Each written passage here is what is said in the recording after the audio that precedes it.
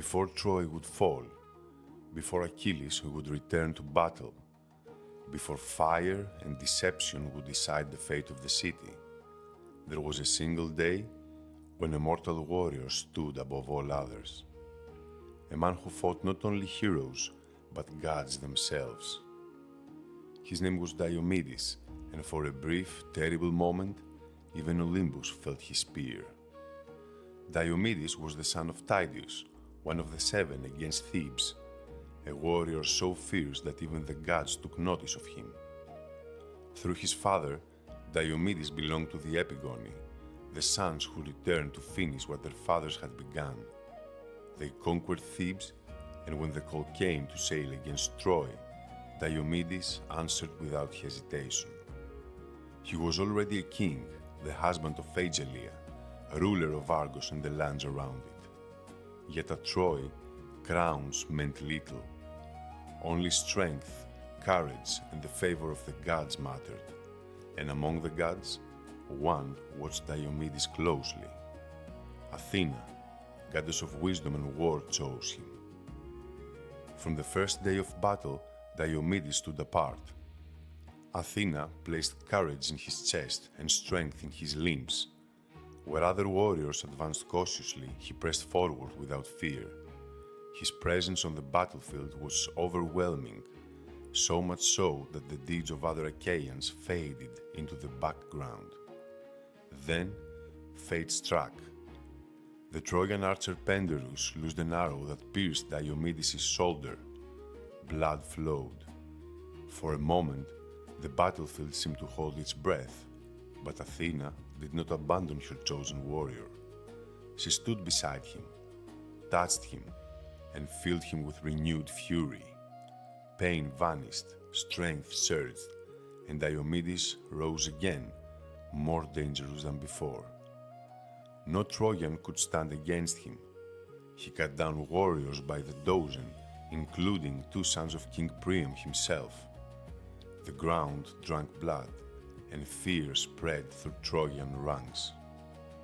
At last, Diomedes faced greater opposition. Penderus returned, this time beside Aeneas, son of a goddess. Penderus fell quickly. Diomedes' spear struck true, ending the archer's life. Then he turned on Aeneas. With a massive stone torn from the earth, Diomedes smashed his enemy to the ground. Aeneas lay helpless, and that was when a goddess intervened. Aphrodite, mother of Aeneas, descended to save her son. She was no goddess of war, no bearer of shields or spears, and Diomedes did not hesitate. His blade struck her hand. Divine blood, ichor, flowed. Aphrodite cried out and fled the battlefield in pain and shame. A mortal had wounded the goddess. Diomedes was not finished. 3 times he lunged toward Aeneas, trying to drag him from the protection of Apollo. 3 times Apollo pushed him back. On the 4th, the god spoke, a voice like thunder and prophecy. Mortal, know your limits. Diomedes stopped, not out of fear but out of wisdom, for even favored men must recognize the boundary between gods and mortals. He withdrew.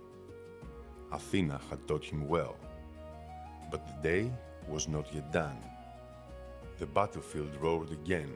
Ares, god of war himself, entered the fight, sowing chaos, blood, and terror. This time, Athena acted directly. She guided Diomedes' spear.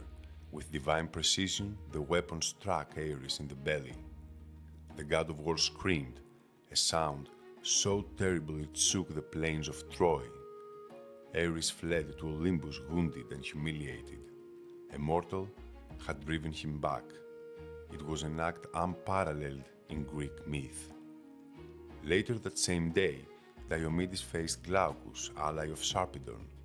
As they prepared to fight, they spoke, as warriors sometimes do, of lineage and ancestry. And then came recognition. Diomedes' grandfather had once welcomed into his home the grandfather of Glaucus, Bellerophon. Old hospitality bound them.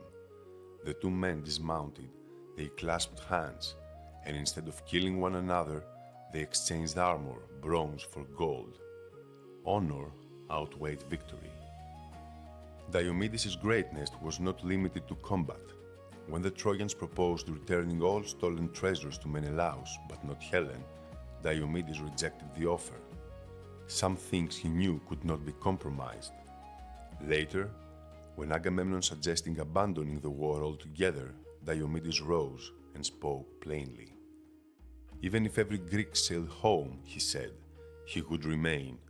Troy would fall, because the gods had willed it so. And when Agamemnon brought disgrace upon himself through his conflict with Achilles, Diomedes did not stay silent. He confronted the king. Truth mattered more than rank.